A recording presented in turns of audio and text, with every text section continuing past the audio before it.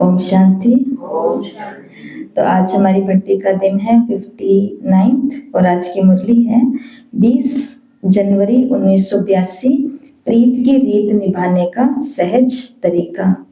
तो बाबा आज अविनाशी क्षमा महफिल में आए हैं।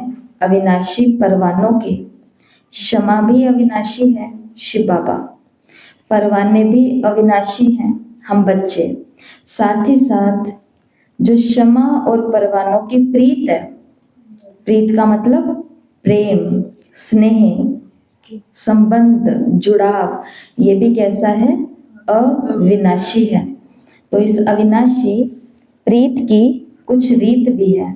जिस प्रकार से हम सभी को पता है कि संसार के अंदर भी जब दो व्यक्तियों की आपस में प्रीत लगती है तो कहते हैं केवल प्रेम ही करना नहीं होता, प्रेम को निभाना भी होता है।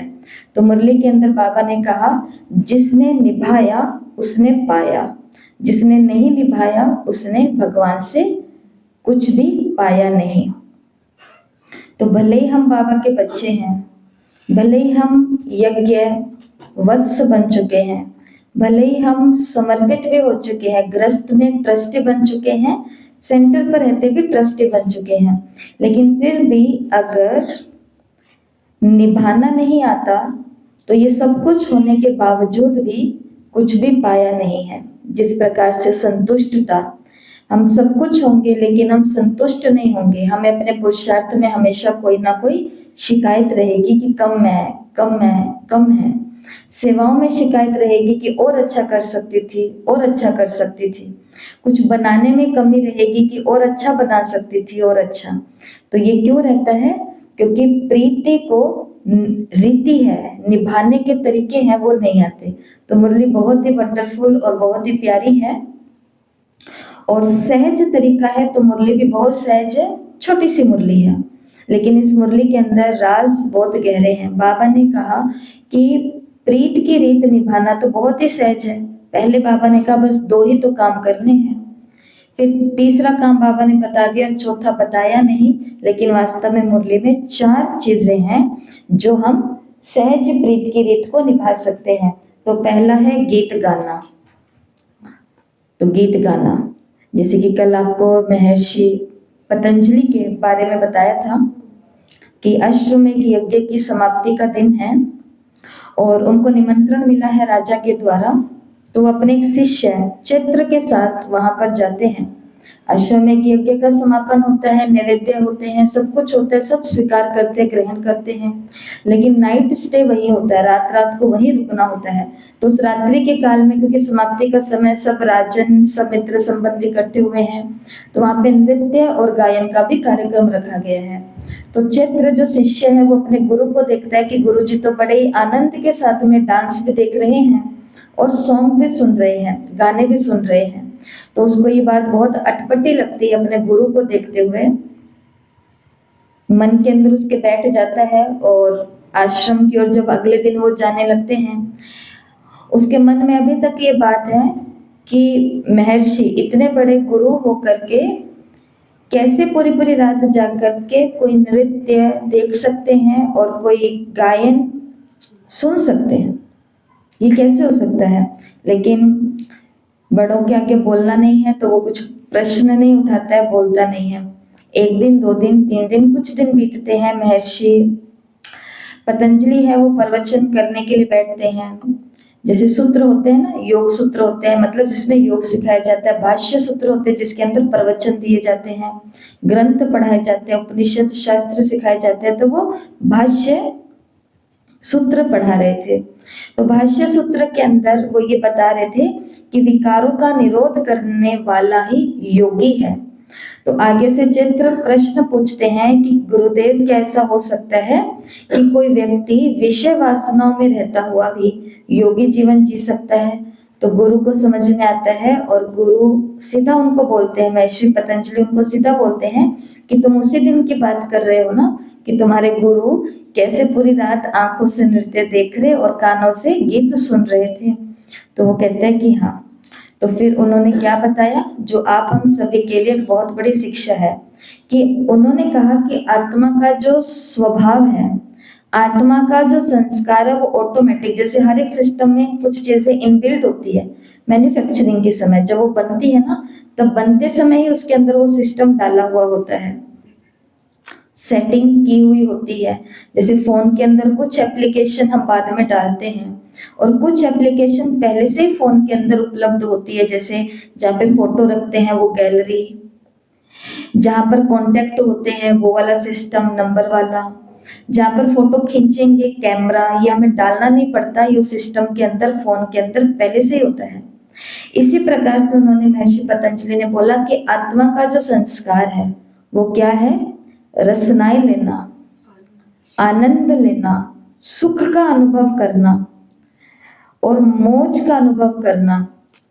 तो उसको दिख रहा था, शिष्य को दिख रहा है कि गुरु आंखों का रस ले रहे हैं नृत्य देख करके, कन रस ले रहे हैं गीत सुन करके, लेकिन वास्तव में जो महर्षि हैं वो क्या कर रहे थे, आत्मा के साथ में उस नृत्य को जोड़ रहे थे कि मैं आत्मा भी परमात्मा के साथ में, या अपने स्वास्थ्य, जैसे उन्होंने आयुर्वेद दिया, ये सब कुछ दिया, तो लिंक कर लेते हैं। कोई गाना गाया तो उस गाने को किसके साथ जोड़ लिया, अपने जीवन के साथ, परमात्मा की याद के साथ। जो कल भी हम डिस्कस कर चुके हैं कि जब हम ज्ञान में नए नए आते हैं, खास करके यंग एज में जब हम आते हैं, तो दुनिया के बहुत सारे गीत सुनते सुनते टीवी के ऊपर बाबा के बनते हैं, और बाबा भी चल रहा होता है, साथ में वो दुनियावी गीत भी चल रहे होते हैं। लेकिन एक ऐसा समय सबके जीवन में आता है कि जब वो भक्ति के गीत और जब वो फिल्मों के गीत कहाँ पर जुड़ जाते हैं, बाबा के साथ जुड़ जाते हैं, और उस समय वहां पर वो किसी अपने स्नेही के लिए गाया जा रहा है गीत, लेकिन हम वो गीत किसके लिए अनुभव करते हैं, बाबा के लिए अनुभव करते हैं। तो आत्मा का स्वभाव है आनंद की अनुभूति करना, लेकिन जब वो शरीर के तल पर होती है तब वो इंसान विकारी कहलाता है, और जब वो आत्मा के तल पर होती है तो वो इंसान योगी जन कहलाता है। मुरली के अंदर बाबा ने कहा तुम्हें करना ही क्या है, एक तो नाचना है, दूसरा गाना है, तीसरा सुनना है, और चौथा सो जाना है। नाच नाच के गा गा करके सुन सुन करके थक जाओ तो सो जाओ। अब गाना क्या है, प्रीति की रीति निभाने के लिए अपनी पूरी दिनचर्या में अमृत वेले से लेकर के रात्रि तक बाप की महिमा के गीत गाओ, अपने श्रेष्ठ जीवन की महिमा के गीत गाओ, प्राप्तियों के गीत गाओ, और उठने के, जो ये सुबह हम उठते हैं वो वाले गीत, महिमा के गीत, तो बाबा ने खुशी के गीत, तो ये सभी गीत गाओ। तो ये गीत गाना सहज तरीका है प्रभु की प्रीत की रीत को निभाने का।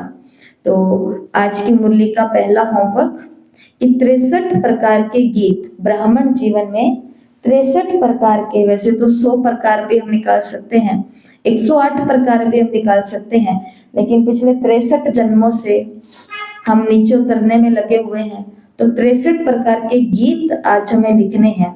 कौन कौन से हो सकते हैं गीत, आज तो आसान होगा आपके लिए। श्रीमत के गीत, तो कौन ब्राह्मण जीवन में कौन कौन से गीत, तो गीत वो नहीं जो कल भी बात की थी कि प्लेलिस्ट में जाके नहीं ढूंढना कि बाबा का एक ये वाला गीत है, ये वाला गीत है, ये वाला, तो ट्रैफिक कंट्रोल के 8-9 गीत तो निकल करके आ जाएंगे, ऐसा नहीं।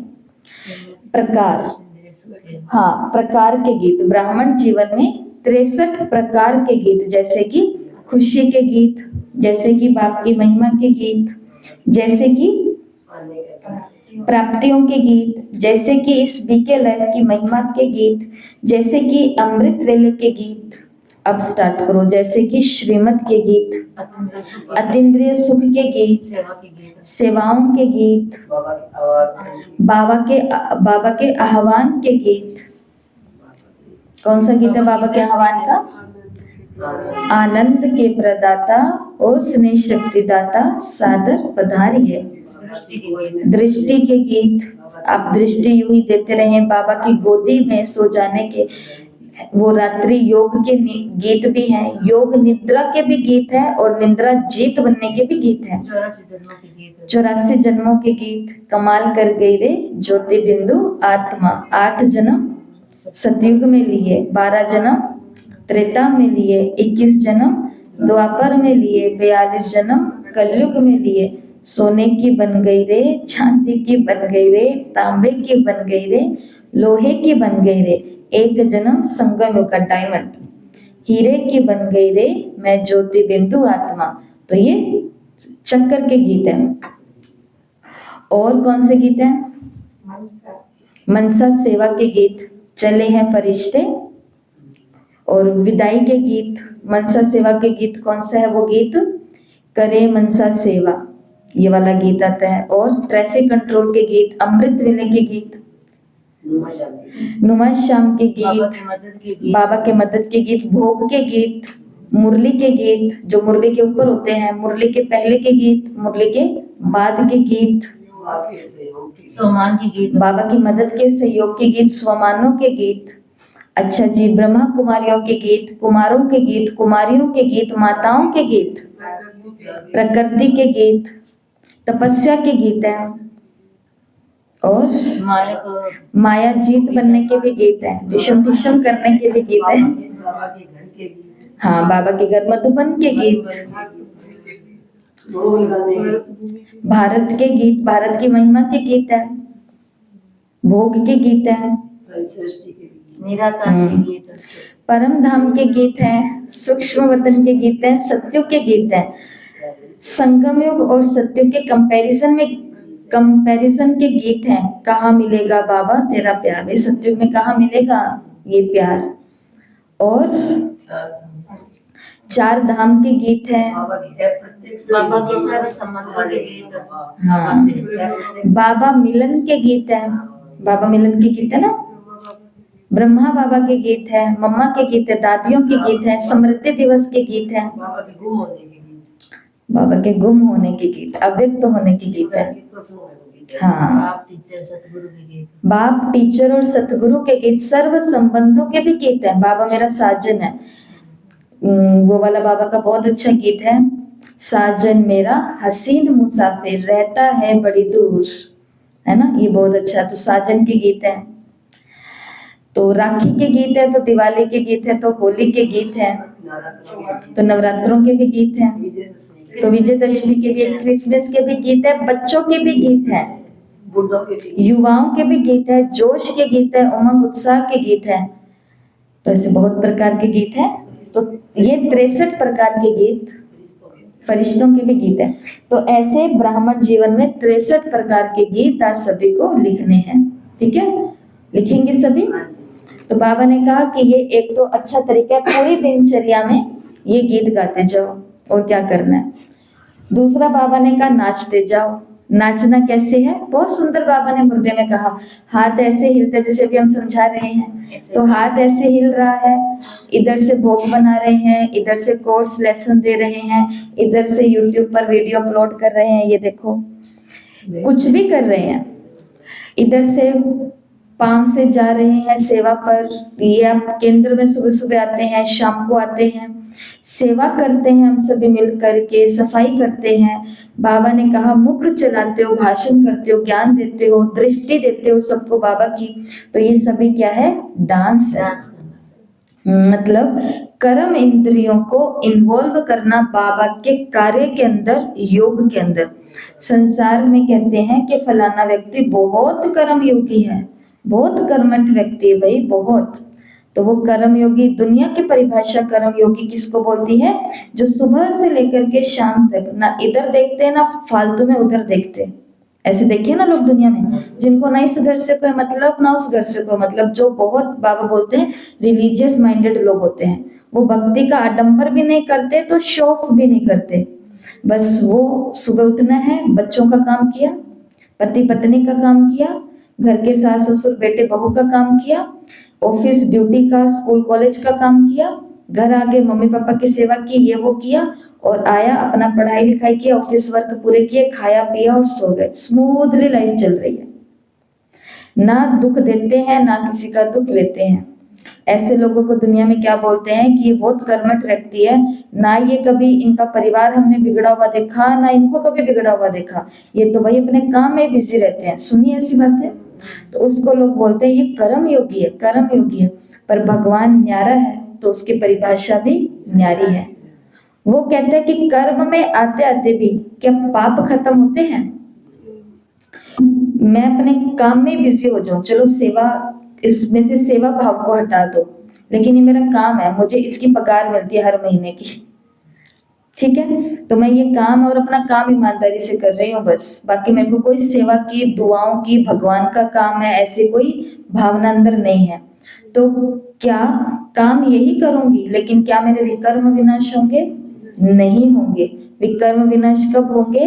जब एक सुई भी भगवान के घर में यहां से उठा करके वहां रख दी, एक आत्मा को भी मुस्कुरा के कह दिया कि आप बहुत अच्छे हो, आप भगवान जी को याद करो, सब अच्छा हो जाएगा। अंदर में करुणा है, रहम है, दया है, मुंह खोलती हूँ तो सुख देती हूँ, आंखों से देखती हूँ तो शरीर को नहीं आत्मा को देखती हूँ, हाथ पैर हिलाती हूँ तो किसी आत्मा की सेवा भाव सुख के लिए करती हूँ, तो वहां पर आत्मा के पाप भी कटते हैं, विकर्म भी विनाश होते हैं, और 84 जन्मों के जो रिश्ते मिलेंगे, ऐसे भगवान से बैठे मांगना नहीं पड़ेगा, बेटा अच्छा दे दो, मम्मी अच्छी दे दो, पापा अच्छे दे दो। पापा मम्मी भी कैसे मांगते हैं? अच्छे मांगते हैं, तो अच्छे दे दो, कुछ नहीं मांगना पड़ेगा। सिर्फ शिव बाबा हर कर्म के अंदर डांस करना है। रिश्ते निभाते हैं ना कर्म में आते हुए, हर रिश्ता शिव बाबा की याद में निभाना है। ना डॉक्टर मांगना पड़ेगा, ना नर्स मांगनी पड़ेगी, ना वकील, ना जज, ना फादर, ना मदर, ना सिस्टर, ना ब्रदर, ना स्पाउस, पति पत्नी, कुछ भी नहीं। 84 जन्म की सेटिंग बाबा अपने आप करके देगा। तो शिव बाबा ने कहा प्रीत की रीत निभानी है तो क्या काम करना है? बस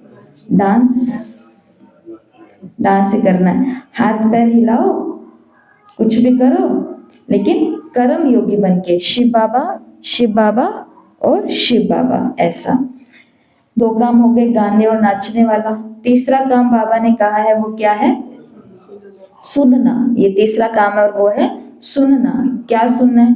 केवल गाते तो नहीं रहेंगे, हाँ ये थोड़ा सा, ये तीसरा वैसे अलग है और ये इसका तीसरा है, ठीक है, ये इसका तीसरा है। तो सुनना है, तो गीत गा भी दिए, डांस भी कर लिया, अब शांति से बैठ करके सुनना भी है। तो शिव बाबा ने कहा क्या सुनना है? मुरलियां देखो कितनी बड़ी बड़ी होती हैं, कोई 4 पन्ने की मुरली तो हर दिन की होती है, लेकिन आप हम सभी ने 8-8, 12-12, 14-14 पन्नों की भी व्यक्त मुरलियां पढ़ी हैं पीछे दिनों में। तो इतनी बड़ी बड़ी बाबा की वाणियां चली हैं, लेकिन उसका जो साज है, जो सार है, वो क्या है? मीठे बच्चे, लाडले बच्चे, सिकी लदे बच्चे, और इसके साथ हमें बाबा क्या दे देते हैं? याद प्यार देते हैं। भाई जो पूरी मुरली में चला उसका सार, कि आप बेगमपुर के बादशाह हो, आप दिल तख्त नशीन हो, आप बेहद के सेवाधारी हो, ऐसे ऐसे ऐसे मेरे बच्चों को बाप दादा का याद प्यार और नमस्ते। बाबा ने कहा ये जो सार सुनते हैं हम, ये सार ही क्या है? हमारे लिए साज है, गीत है। तो इन साजों को सुनते रहो कि आज बाबा ने कौन सी याद प्यार दी, आज बाबा ने मुझे कौन सी याद प्यार दी, आज बाबा ने मुरली का क्या सार दिया। तो आज की मुरली का क्या सार था? साकार मुरली का बोलो, आज की साकार मुरली का क्या सार था? अपने दिल से पूछो मैंने कितनों का आप समान बनाया, तो पूरा दिन ये गीत सुनो कि बाबा का क्या धुन आ रही है, कौन से अनद नाद आ रहे हैं। बाबा ने कहा कितनों का आप समान बनाया, कोई अवगुण तो नहीं अपने अंदर, दैवी गुण धारण तो किए हैं, विकारी बातें तो कानों से नहीं सुनते हो, आंखें तुमको धोखा तो नहीं देती है। ये पूरी मुरली का क्या था? सार था। तो बाबा ने कहा पूरा दिन बस तुमको क्या करना है? ये साज तो सुनने हैं, ये वाले गीत तुमको सुनने हैं, ये वाली अनंत आवाज तुमको सुननी है। बताया था ना, महात्मा गांधी जी आश्रम की ओर जा रहे थे, आश्रम में बैठे थे और कहीं जाना था, तो उन्होंने कहा कि चलो चलते हैं। तो जो बाकी लोग बैठे थे उन्होंने बोला कि गांधी जी अभी नहीं, थोड़ा रुक करके चलते हैं। तो गांधी जी ने आगे से क्या बोला कि रुक करके चलते हैं, ये किसने कहा? और अंदर वाली आवाज ने क्या कहा? तो उन लोगों ने स्वीकार किया कि थोड़ी देर रुक करके चलते हैं, ये आराम ने कहा, मतलब काम तो करना ही अपने को, थोड़ी देर बाद चले जाएंगे, ये देह ने कहा। लेकिन अभी जाते हैं क्योंकि इन्होंने बोला है, अभी चले जाना चाहिए। ये किसने कहा? अंदर की आवाज ने कहा। अंदर की आवाज रोज कहती है अमृत वेले उठना है। अंदर की आवाज रोज कहती है मुरली में टाइम से जाना है, योग भी लगाना है। अंदर की आवाज कहती है मुझे रोज सेवा करनी है। अंदर की आवाज कहती है मुझे रोज एक्स्ट्रा पढ़ाई पढ़ के होमवर्क करना है। अंदर की आवाज कहती है मुझे नहीं सुनिए फालतू की बातें, मुझे नहीं जाना वहां पर। और ऊपर की आवाज क्या कहती है कि एक ही तो जन्म है, कल किसने देखा, आज ही कर लो जो करना है। भाई आज की नींद तो आज ही पूरी करेंगे। अब अमृत वेला आज आ गया तो हम क्या करें, हम तो बढ़िया अपनी नींद ही ले रहे थे, बढ़िया अपनी जिंदगी ही जी रहे थे। कोई बात नहीं, आज की बात हम किसकी कहना मान लेते हैं, कौन सी आवाज सुनते हैं, इन कर्म इंद्रियों की आवाज सुनते हैं या अपने भीतर की आवाज सुनते हैं। ऊपर की सुनते हैं, ऊपर की सुनते हैं तो फिर क्या आ जाता है, डिप्रेशन आ जाता है। डिप्रेशन ऐसे ही नहीं आता है, डिप्रेशन को लाया जाता है। तो इसके लिए कौन से साज सुनने हैं, जो या तो इनर कॉल है, अंदर से आवाज आ रही है बिल्कुल, या फिर ऊपर से डिवाइन कॉल, जिसको कहते हैं कि बस आज से मैंने ठान लिया मुझे ये करना है, अभी तक नहीं किया था तो आज ऐसा क्या हो गया, आज ऊपर से एक आवाज आ गई और उसने कह दिया कर दो समर्पण, निकल जाओ आगे, देखा जाएगा जो होएगा। रिस्क तो लेना पड़ता है ना, ऐसा कौन सा काम है जिसके अंदर रिस्क नहीं उठाना पड़ता। और अध्यात्म का मार्ग तो ऐसा ही मार्ग है जहाँ कदम कदम पर क्या उठाने पड़ेंगे, रिस्क। कोई भी आएगा कहेगा हमें भगवान का परिचय दो और उनको देना होगा। कोई भी कहेगा हमारे पास आकर के आप भगवान का परिचय दो तो देना होगा। हमारे पास आकर के आप हमें मधुबन लेकर के चले जाओ तो लेकर के जाना होगा। हमें ये दिखा दो, हमें वो दिखा दो, हमारा ये करा दो, वो करा दो। ब्रह्मा कुमारियां कदम कदम पर क्या लेती है, अनजान लोगों के साथ में। अपने घरों में लोग, जैसे आप सभी लोग रहते हो, अपने घर में रोज किसी अनजान व्यक्ति को घुसा सकते हो? अनजान को छोड़ो, जानकार वाले को भी रोज घुसा सकते हो? बाहर से बात कर लेते हैं क्योंकि अंदर सफाई भी नहीं हुई, अंदर में हमारा भी खाना पीना भी नहीं हुआ, अभी रेस्ट भी नहीं हुआ, अभी बच्चे भी हैं, पत्नी भी है, पति भी है। समझते हो इस बात को? ब्रह्मा कुमारियां हर दिन क्या कर रही हैं, अपने घर में, बाबा के घर में जानकारी वालों को भी और अनजाने वालों को भी कह रही है आजो आजो, और नहीं आते तो फोन कर करके बोलती है क्यों नहीं आ रहे, जानबूझ करके खतरा मोल ले रही है कि भी आओ आओ। तो कदम कदम पर क्या है, रिस्क है। और यही अध्यात्म जीवन होता है। हमने एक किताब में पढ़ा था, उसमें लिखा हुआ था अध्यात्म जीवन जो है वो ऐसा जीवन है जैसे कि अंधेरे रास्ते पर एक कदम रख देना, लेकिन उस अंधेरे के आगे इतना तेज प्रकाश है जो कभी दिखता भी नहीं है। वो कब दिखता है, जो पहला कदम रख लेते हैं उसके बाद में, जिसको कॉन्फिडेंस बोलते हैं। तो शिव बाबा ने कहा तुमको तीसरा काम क्या करना है, क्या सुनने हैं, साज। साज कौन से हैं, बाबा के मुरलियों के सार, ये सार साज है। बाबा ने कहा नाच भी लिए, गा भी बहुत लिया और सुन भी बहुत लिया, थकेंगे भी तो सही। तो जब नाच नाच के गा गा करके बाबा ने देखो मुरली में ये शब्द बोला है, रूहानी गीत गाते गाते खुशी में नाचते नाचते सोएंगे, थक करके क्या हो जाएंगे, सोएंगे, सोएंगे अर्थात खो जाएंगे। तो अब क्या बन जाओ, अशरीरी बन जाओ। क्या बन जाओ, अशरीरी बन जाओ। महिमा के गीत भी गाए, कर्म योगी बन के सारे काम भी किए, बाबा की आवाजें भी सुन ली, लेकिन हर घंटे में बीच बीच में थोड़ा ब्रेक भी लगाते जाओ। सिर्फ नाचते कूदते में ही टाइम नहीं निकालना, थोड़ा सा उससे भी ऊपर जाना है। ब्राह्मण जीवन से भी ऊपर एक और जीवन है, जिस जीवन को क्या बोलते हैं, संपूर्ण फरिश्ता लाइफ बोलते हैं। उससे भी ऊपर एक और लाइफ है, उसको क्या बोलते हैं, निराकार स्थिति। मेरी ओरिजिनल स्थिति जो है, मैं ये हूँ, ये मेरे बाबा हैं और ये मैं हूँ, बस इतना ही जीवन है। ये नीचे वाला तो सारा क्या है, ड्रामा है, नाटक है और खेल है। बस ये इतना और ये इतना, इतना ही है लाइफ। बाकी सारा जो करके बैठे हैं झोल, ये सारा क्या है, खेल है। मुरली में बाबा ने कहा तुम्हें सेवा क्यों दी गई है, ये सेंटर बनाते जाओ बनाते जाओ, लोगों को बुलाते जाओ बुलाते जाओ, हर गुरुवार को भोग बनाते जाओ, खाते जाओ और खिलाते जाओ। ये चीजें क्यों हैं? अच्छा, हर त्योहार को मनाते जाओ, चाहे तुम हिंदू धर्म के हो, चाहे ईसाई धर्म के हो, चाहे मुस्लिम धर्म के हो, चाहे कुछ भी हो। छठ चल रही है तो सूर्य देव का ये त्योहार भी तुम सेलिब्रेट करो। तो दिवाली चलेगी तो वो तो क्रिश्चियन धर्म का 12-25 दिसंबर आएगा तो वो तो सबको सेलिब्रेट करो। बाबा ने कहा ये काम तुमको ब्रह्मा कुमारियों को इतने क्यों दिए गए हैं, क्योंकि अगर इस सेवा में बिजी नहीं रहोगी तो फिर क्या करोगी, फिर बुद्धि इधर उधर जाएगी। इसलिए ये सेवा भी क्या है, खेल। लेकिन अगर इस सेवा में भी टू मच सीरियस हो जाते हैं ना, टू मच सीरियस कि ये हो गया, ये हो गया, ये गया, वो आ गया, तो फिर क्या आ जाता है, फिर तो इस जीवन में भी तो डिप्रेशन आ जाते हैं, तनाव आ जाते हैं, क्योंकि खेल को खेल नहीं समझते। तो ये 4 काम हो गए मुरली के अंदर। डबल विदेशियों को बाबा ने बोला है कि आपको अब छोड़ना है, तो छोड़ना क्या है, चूज कर लो, या तो डिप्रेशन छोड़ना पड़ेगा, या किसको डाइवोर्स देना है, डिप्रेशन को या बाप को, डिप्रेशन को। बाबा ने कहा डिप्रेशन की जगह एक शब्द को ले आओ, और वो क्या है, सेल्फ रियलाइजेशन। रियलाइजेशन करो, किस चीज की रियलाइजेशन करो, कि मैं अकेली तो नहीं हूं कहीं पर। अकेले होते हो तो डिप्रेशन आता है, और बाप के साथ कंबाइंड होते हो तो डिप्रेशन नहीं आता। तो रियलाइजेशन करो कि मैं जिस समय तनाव आए ना, तनाव आ जाता है, उसी समय अपने आप को देखो कि इस परिस्थिति में कहीं पर मैं अकेली तो नहीं हो गई हूँ।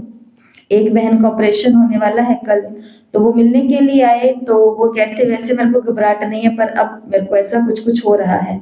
तो उनको अब क्या सुनाए नयों को, आगे ये बोर्ड पड़ा हुआ था, तो सोचा कि अपनी वाणी तो चलाते रहते, बाबा का ही कुछ सुना दिया जाए एकदम डायरेक्ट, वरना ब्रह्मा कुमारियां तो किसका सुनाती है, बाबा का ही सुनाती है। लेकिन डायरेक्ट जो सामने है सेम टू सेम शब्द उनको सुना दिए कि देखो आज की मुरली में बाबा ने हमें बोला कि आपको डिप्रेशन, टेंशन ये क्यों आता है, क्योंकि आप खुद को अकेला कर लेते हो। तो उसको बोला कि आप रियलाइज करो, रियलाइजेशन करो, अंदर में ये जा करके देखो, अवलोकन करो कि मैं कहीं अकेली तो नहीं हूँ। तो वो कहते कि तो फिर साथ में बाबा को लेकर जाओ, ऑपरेशन बाबा मेरा भी होएगा तो आपका भी होएगा। ऑपरेशन करने वाले भी आप हो, और ऑपरेशन जिसका होगा वो भी आप हो, मैं हूं ही नहीं कहीं पर। तो अकेले होएंगे तो फिर बाबा से क्या हो जाएगा, डाइवोर्स हो जाएगा, और कंबाइंड होएंगे तो डिप्रेशन से डाइवोर्स हो जाएगा। और हमें ये पसंद नहीं है, हमें ये पसंद है। तो डिप्रेशन की जगह कौन सा शब्द लाएंगे, रियलाइजेशन। और रियलाइजेशन क्या करना है, अकेली तो नहीं हूँ, अकेली तो नहीं हूँ, अकेली तो नहीं हूँ। सेवा स्थान पर बहनें अकेले अकेली रहती है, तो कभी कभी तनाव आ जाता है और लगता है कि मैं अकेली हूँ, अकेली क्या क्या करूँ। तो बाबा ने कहा कि क्यों समझते हो तुम अकेले हो, उस समय समझो मैं अकेली कहाँ हूँ, मेरे तो बिल्कुल ही साथ बाबा है। क्योंकि बाबा ने कहा कि जब नाचने, गाने और सुनने और खोने में आप होंगे तो उस समय तीसरा बीच में कोई आ ही नहीं सकता है, तो वो अकेला कहाँ से हुआ। तो अकेले का भी क्या उठाना है, फायदा। जिस इंसान को फायदा उठाना आ जाता है ना, वो हर चीज में अपना क्या उठा लेता है, फायदा। तो इसका भी क्या उठाएंगे, फायदा। तो ठीक है, ये मुरली रही है। बाबा ने कहा कि जो डबल विदेशी है, वैसे बाबा ने डबल विदेशियों के लिए कहा, लेकिन इस बात के तो हम भी बहुत शौकीन हैं। किस बात के शौकीन हैं, सोने के, नींद के। तो क्या डबल विदेशी है या हम भी हैं हम भी तो हैं। तो बाबा ने कहा तो नाचो, एक गाओ और सो जाओ। सो जाओ का मतलब कर्मेंद्रियों से डिटैच हो जाओ, काम किया डिटैच हुए, सेवा की डिटैच हुए, नेकी कर और दरिया में डाल, नेकी कर और दरिया में डाल। अगर कोई चीज अच्छी लगती है तो नेकी करो, व्हाट्सएप पर डालो, स्टेटस पर डालो, शेयर करो। और अगर कोई कार्य हमने अच्छा किया, नेकी का क्या, किसी आत्मा को दुआ दी, बाबा के घर में कुछ लाया, सफल किया, कुछ किया, तो वो किसको दे दो, नेकी कर और दरिया सागर में, शिव सागर में उसको डाल दो। तेरा तुझको अर्पण, क्या लागे मेरा। तो ये छोटी सी मुरली है। तो प्रीत की रीत निभाना बोलो आसान है या मुश्किल है, बी के लाइफ आसान है या मुश्किल है। आसान है। 4 ही तो काम करने, नाचते रहो, गाते रहो, सुनते रहो, और फिर थक जाओ तो सो जाओ, और शरीर बनते रहो, कर्मेंद्रिय जीत बनते रहो, खोते रहो। तो आज की मुरली का दूसरा कार्य है याद ही बाप दादा की गोदी है। सोने की बात आती है ना, खोने की बात आती है, अशरीरी बनने की बात है। याद ही बाप दादा की गोदी है। तो आज सभी बहुत होशियार बन करके हर बात का जवाब देंगे, क्योंकि कल सब कुछ हुआ है। तो याद ही बाप दादा की गोदी है, तो यहाँ से गोदी शब्द को हटा देंगे हम। गोदी शब्द की जगह क्या क्या आ सकता है वो यहाँ पर सेट करना है। याद ही बाप दादा की लिफ्ट है, याद ही बाप दादा की पालना है, याद ही बाप दादा की गिफ्ट भी है, श्रीमत है, याद ही बाप दादा की छत्र छाया है, याद ही बाप दादा की नाव है, बोट है। तो कल भी आपको बताया था कि जिस भी चीज को हमें कवर करना होता है इस जगह पर ये चीजें लिखो। जैसे गीत लिखो 63 प्रकार के, तो वहां पर कौन से गीत याद करने होते हैं? पहले दुनिया के गीत याद करने होते हैं। तो दुनिया में किस किस प्रकार के गीत होते हैं? तो दुनिया में प्रेम के गीत होते हैं, दुनिया में बिछड़न के गीत होते हैं, दुनिया में लोकगीत होते हैं, दुनिया में त्योहारों के गीत होते हैं, दुनिया में बच्चों के भी गीत होते हैं, दुनिया में गृहस्थियों के, सगाई शादी के, त्योहारों के बहुत सारे गीत होते हैं, जन्म के, मृत्यु के भी गीत होते हैं, है ना। तो ऐसे सभी प्रकार के गीत पहले दुनिया के सोचेंगे, फिर उसको कहाँ डाल देंगे? अध्यात्म पर डाल देंगे। तो ऐसे चिंतन किया जाता है। इसी प्रकार से गोदी की जगह हम याद ही बाप दादा की है, ये शब्द बिल्कुल इधर से उधर नहीं होने चाहिए, ये शब्द इधर से उधर हमें करना है। तो गोदी एक स्थूल चीज है, जैसे माँ की गोदी होती है जो आराम देती है, तो ऐसे ही बाबा की याद क्या क्या हो सकती है? तो हर वो चीज देखो जो सुकून देती है, आराम देती है, विश्राम देती है, छत्र छाया देती है, सुख देती है, तो वो क्या है? नाव है, पार लगाती है, लिफ्ट है, ऊपर लेके जाती है, गिफ्ट है, खुशी देती है। तो ऐसी सभी चीजें यहाँ पर लिखना। तो ऐसे 7 वाक्य आपको लिखने हैं जो सोच लिया उसके अलावा, ठीक है। इसके अलावा